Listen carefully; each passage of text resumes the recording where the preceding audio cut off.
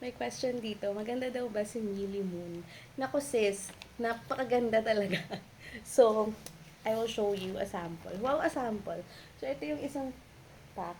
Ito yung nabili namin from the 12/12 sale. So, ayan yung kanyang packaging. Bet na bet ko itong ganitong packaging ng Millie Moon.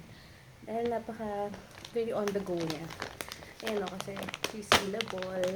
O, diba? So, ito, yung pa-open ko. So, open natin ito. Dahil bagong stock namin to. I-tear apart mo lang siyang ganyan. And then, meron ka ng fresh set of diapers. O, diba? Alam niyo, what I love about Millie Moon talaga.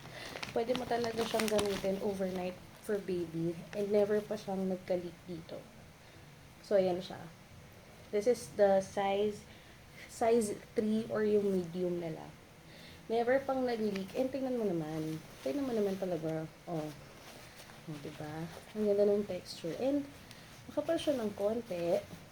Okay? Nasa mas makapal siyang side. I think, parang kasing kapal niya si Rascals, if I'm not mistaken. Parang kami Rascals dito eh. So, ayan siya. So, very good talaga for overnight. Tapos, napaka-secure pa nung kanyang mga tabbings and all. Diba? Napaka-madikit din ito. Bet na bet. At, very absorbent. So, dahil nga napaka-absorbent niya, ito na yung ginagamit namin na overnight diaper ni baby simula nung 3 months ata siya, if I'm not mistaken. Kasi ang dami pa namin biniling diapers before para nga itry.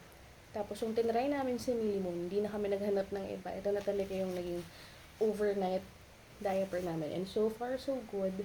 Tuwing gigising siya sa umaga, hindi siya fuzzy, hindi siya parang iritang-irita sa diaper niya dahil nga napaka-absorbent nitong si Millie Moon. So, very perfect talaga. So, I think we'll be using this for a very long time. So, get na rin kayo. Try nyo na rin si Millie Moon.